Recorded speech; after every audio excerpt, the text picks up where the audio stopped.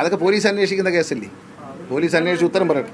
ഞാൻ ആദ്യത്തെ ദിവസം പറഞ്ഞില്ലേ, പോലീസ് അന്വേഷിച്ച് ഉത്തരം പറയും. അപ്പോൾ പോലീസ് എന്ത് പറയുന്നു അതനുസരിച്ച് നമ്മൾ നടപടി. അല്ലാതെ ഒരു മുൻവിധികളില്ല. നമുക്ക് ഇൻവെസ്റ്റിഗേറ്റീവ് ഏജൻസി ഒന്നുമില്ല. പോലീസാണ് ഇൻവെസ്റ്റിഗേറ്റ് ചെയ്യുന്നത്. അവരെ ഇൻവെസ്റ്റിഗേറ്റ് ചെയ്തിട്ട് എന്ത് പറയുന്നു അതനുസരിച്ച് നമ്മൾ പ്രവർത്തിക്കും. അതെ, അല്ല, മൊത്തത്തിൽ നമ്മൾ സംസ്ഥാനത്തിൻ്റെ ഒരു സാമ്പത്തിക സ്ഥിതി അറിയാമല്ലോ. സർക്കാരാണ് ഇത് കൊടുക്കുന്നത്.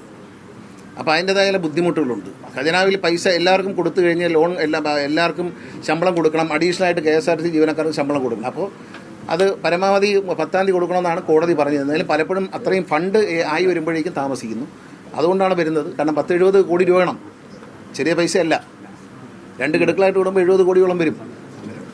അപ്പോൾ അത് പിന്നെ കിട്ടാനുള്ളൊരു താമസമില്ല. നമ്മളത് പെട്ടെന്ന് KSRTCയുടെ ഒരു കയ്യിൽ നിന്ന് ശമ്പളം കൊടുക്കുന്നതിന് പകരം ഗവൺമെൻറ് അത് ഏറ്റെടുത്തിരിക്കുകയാണ്. കഴിഞ്ഞ 8 വർഷമായിട്ട് കഴിഞ്ഞ 7 വർഷമായിട്ട് അന്ന് ഗവൺമെൻറ് ഏറ്റെടുത്തിരിക്കുകയാണ്. അത് വലിയൊരു ഇടതുമുന്നണി സർക്കാരിൻ്റെ ഒരു വലിയ സഹായമാണ് KSRTC സംബന്ധിച്ച്. അല്ലെങ്കിൽ എങ്ങനെ പിടിച്ചു നിൽക്കും? KSRTC നഷ്ടം കുറച്ച് കൊണ്ടുവരുന്നുണ്ട്. ഇപ്പം നമ്മൾ കടങ്ങൾ പരമാവധി തീർത്ത് കൊണ്ടുവരിക.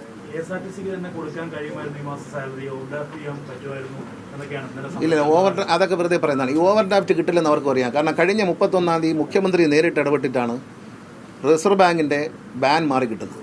KSRTCക്ക് കഴിഞ്ഞ കുറേ നാളായിട്ട് ലോൺ എടുക്കാനുള്ള ഒരു റൈറ്റും ഉണ്ടായിരുന്നില്ല. ഒരു ബാങ്ക് ഇന്ത്യയിലെ ഒരു ബാങ്കും KSRTC ലോൺ തരില്ലായിരുന്നു. ഈ കഴിഞ്ഞ 31-ാം തീയതി മാർച്ച് 31-ന് ബഹുമാനപ്പെട്ട മുഖ്യമന്ത്രി ഇടപെട്ട് ഏതാണ്ട് 450 കോടി രൂപയാണ് അടച്ച്. പിന്നെ അത് കഴിഞ്ഞൊരു 275 ലക്ഷം കോടി രൂപ മുഖ്യമന്ത്രി ഇടപെട്ടിട്ട് അടച്ചു തീർത്തിട്ടാണ് ഈ ഒരു ബാൻ മാറി കിട്ടിയിരിക്കുന്നത്. ഇനി എന്ത് ചെയ്യണം എന്നുള്ള കാര്യം മുഖ്യമന്ത്രിയായിട്ട് ആലോചിച്ചിട്ട് തീരുമാനിക്കാൻ പറ്റും. ഓവർ ഡ്രാഫ്റ്റ് എടുക്കാമെന്ന് പറഞ്ഞാൽ ഓവർ ഡ്രാഫ്റ്റ് ആര് തരും? ഒരു പൈസ ലോൺ കിട്ടത്തില്ല. അത് അവർ അറിയാതെ പറയുന്നതാണ്, അറിഞ്ഞുകൊണ്ട് പറയുന്നതാണ്, മനഃപൂർവ്വം പറയുന്നതായിരിക്കും. അങ്ങനെ ഒരിക്കലും ഇല്ല. KSRTC കഴിഞ്ഞ 31-ാം തീയതി വരെ ലോൺ എടുക്കാൻ പറ്റത്തില്ല. ഇപ്പോൾ അത് മാറിയിട്ടുണ്ട്. ഇപ്പോൾ KSRTCക്ക് ഏത് ബാങ്കിൽ നിന്ന് ലോൺ എടുക്കാം. പക്ഷേ അതിൻ്റെ ഒരു കൺസോർഷ്യം ഉണ്ട്. നിലവിലുള്ള സ്റ്റേറ്റ് ബാങ്ക് അടക്കമുള്ള ബാങ്കുകളുടെ ആ കൺസോർഷ്യത്തിൻ്റെ ഒരു ഉള്ളിൽ നിന്നോ അല്ലെങ്കിൽ പുറത്തുനിന്ന് എടുക്കണമെങ്കിൽ അതിൻ്റെ ഒരു കൺസെൻറ്റ് വേണം. അതിന് സ്റ്റേറ്റ് ബാങ്ക് ഓഫ് ഇന്ത്യയുടെ ജനറൽ മാനേജറായിട്ട് ഞാൻ നേരിട്ട് ചർച്ച ചെയ്തു. മാഡം അക്കാര്യത്തിൽ വളരെ പോസിറ്റീവായിട്ട് നിലപാടെടുത്തിട്ടുണ്ട്. ഇനി മുഖ്യമന്ത്രി വന്നതിന് ശേഷം അത് ഇലക്ഷൻ്റെ ഇത് കഴിഞ്ഞാൽ ഉടനെ അദ്ദേഹമായിട്ട് കോഡ് ഓഫ് കോണ്ടാക്ട് കഴിഞ്ഞാൽ ഉടനെ അദ്ദേഹമായിട്ട് ഇരുന്നിട്ട് ഇക്കാര്യത്തിൽ ഒരു തീരുമാനമുണ്ട്. ഒന്നുമില്ല, അതൊക്കെ പൊയ്ക്കൊണ്ടിരിക്കുകയാണ്. ഒരു കുഴപ്പമില്ല, അത് പോകുന്നില്ല. ഇടയ്ക്ക് അതിൻ്റെ ഹോളോഗ്രാമിൽ എന്തോ ഒരു ചെറിയ തകരാറ് നമ്മൾ നിർത്തിവെക്കാൻ ഇവിടുന്ന് ആവശ്യപ്പെട്ടു ഉദ്യോഗസ്ഥന്മാർ. ഇവരാവശ്യപ്പെട്ട പ്രകാരം അവർ നിർത്തിവെച്ചു. പക്ഷേ വീണ്ടും കറക്റ്റ് ചെയ്ത് അടിച്ചു തുടങ്ങിയിട്ടുണ്ട്. അതിനൊന്നും ഒരു താമസമൊന്നുമില്ല.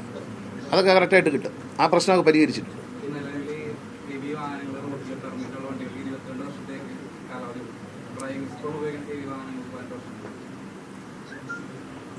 അല്ല, അങ്ങനെയൊന്നുമില്ല. ആ വിഷയം ഇവിടെ വന്നിട്ടില്ല. നമ്മൾ കാറിൻ്റെ കാര്യം തീരുമാനിച്ചല്ലോ.